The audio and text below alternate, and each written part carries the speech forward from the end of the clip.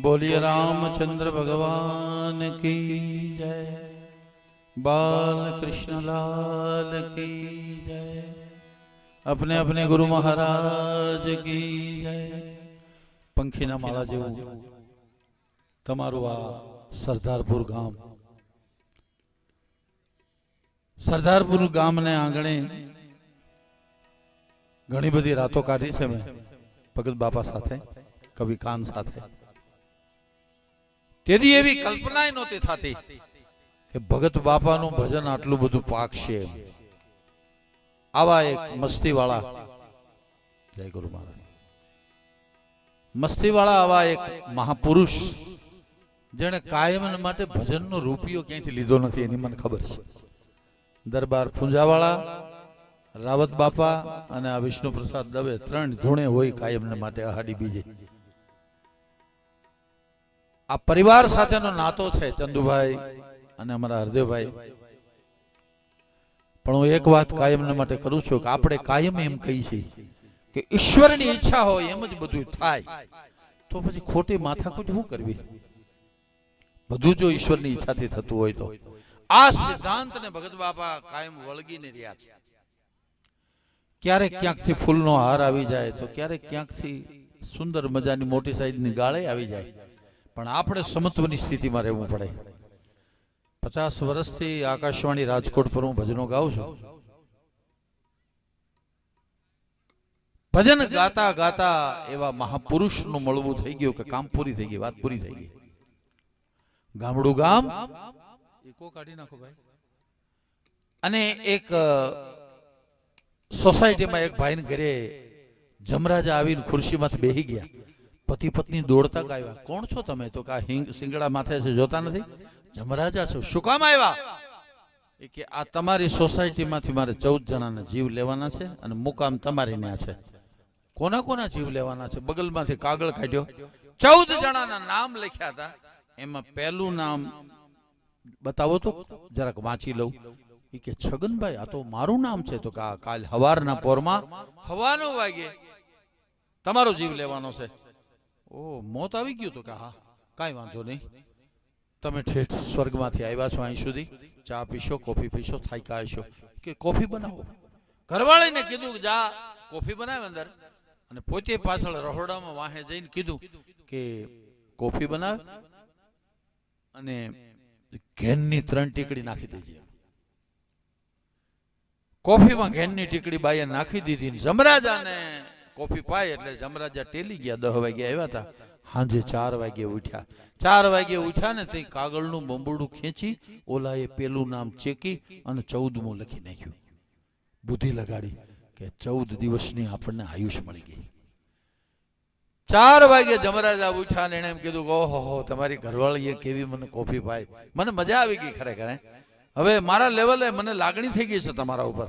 કાલ હવારે જ વારો છે તમારો, હવા 9 વાગે, પણ હવે હું ઉપરથી શરૂ નથી કરતો, હું નીચેથી શરૂ કરું છું। એમ થવાનું હોય એમ જ થાય। ગણપતિ ગાયને મારે રવાના થવાનું હતું, પણ ઈશ્વરની ઈચ્છા હોય એમ જ થાય। કારણ કે ભજન ગાવાની કેસેટ પૂરી થઈ ગઈ છે। હવે તમે સાંઈરામને માણો છો ને અમેરિકા ફર્યો, લંડન ફર્યો, દુબઈ ફર્યો, હવે આ કલાકારોને સાંભળીને મોજ આવે છે। ચંદુભાઈ જ્યારે અમારે આંગણે આવે ને ત્યારે એ રોવા માંડે ને હું રોવા માંડું। કારણ કે હવે આમાં ગાવાનું ક્યાં લગી છે, આ રાગે ચડાવવાનું ક્યાં લગી છે, સમજાય નહીં ત્યાં લગી। પ્લેન જાતું હોય આમ અને બરાબર ગતિ પકડે ને પછી એને રનવેની જરૂર નથી હોતી। એમ હવે વિષ્ણુ પ્રસાદને રનવેની જરૂર નથી, આમ છે પ્લેન।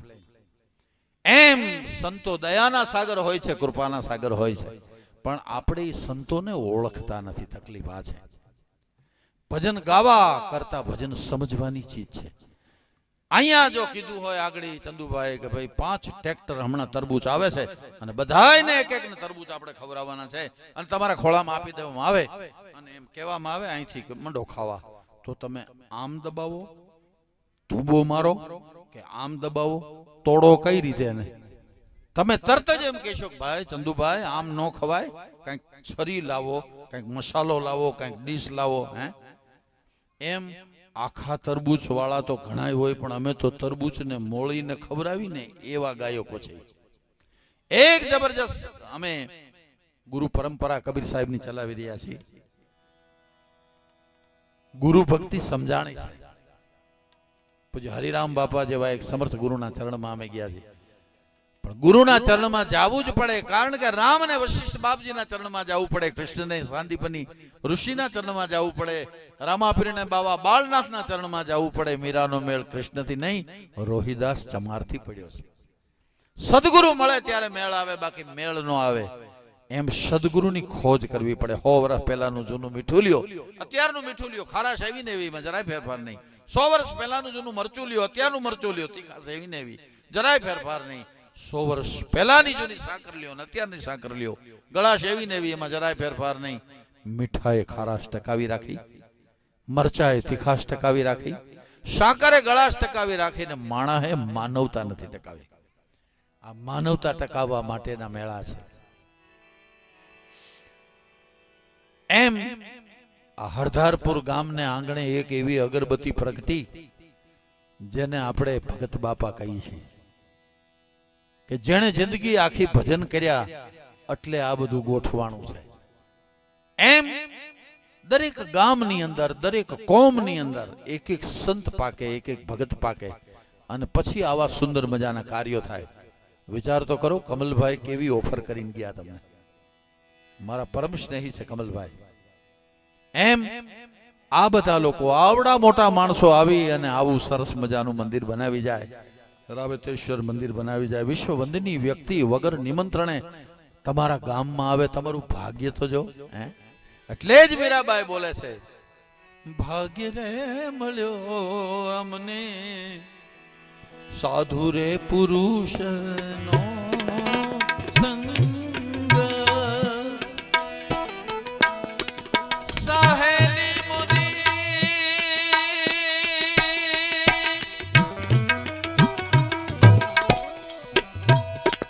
સાહેલી મોરી, ભાગ્ય રે મળ્યો અમને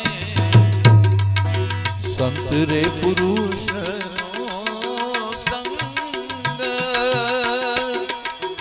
સાધુ પુરુષ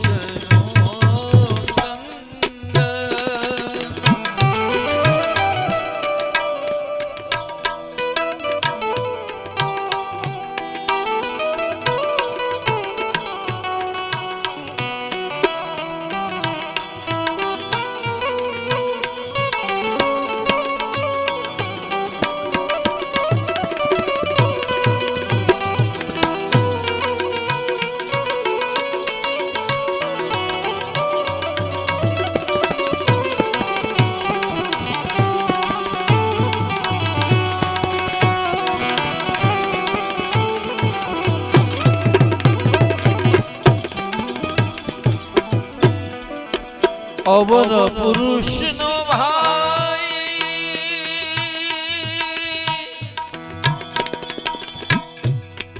સંગડો જો કરીએ હરી, અવર પુરુષ નો ભાઈ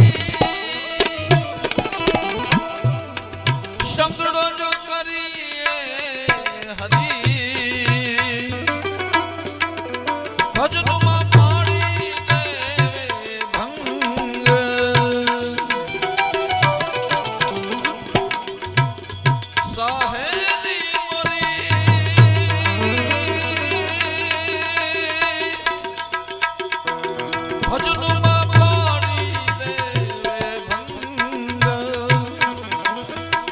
ભાગ્ય રે મળ્યો અમને સંત રે પુરુષ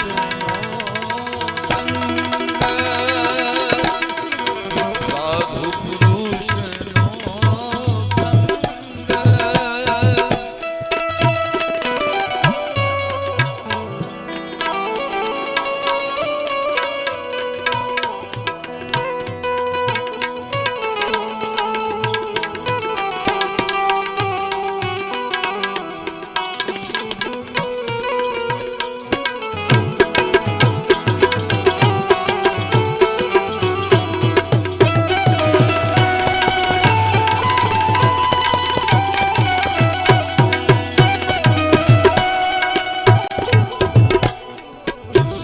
રે પુરુષનો ભાઈ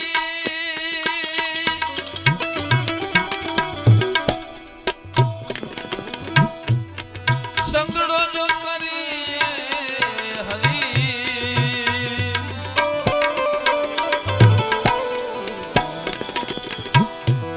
સંત રે પુરુષનો ભાઈ સંગડો જો કરીએ હરી ચડી જાવે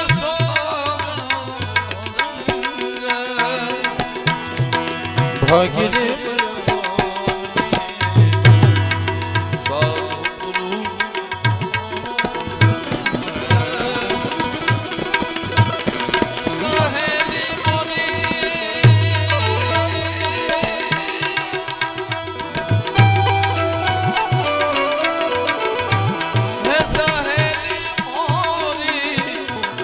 ભાગ્ય રે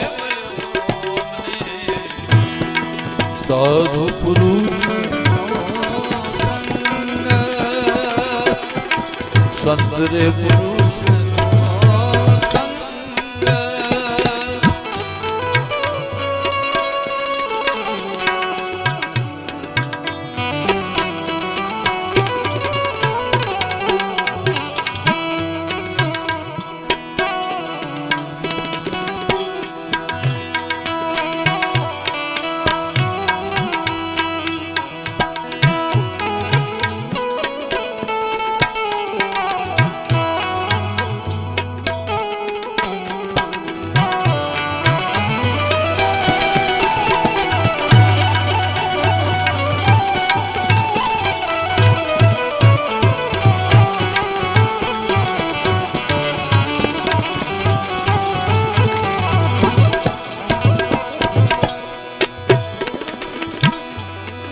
અડસઠ તીરથ મારા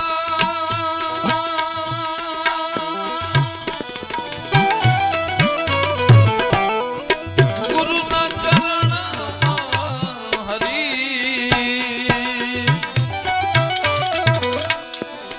68 તીરથ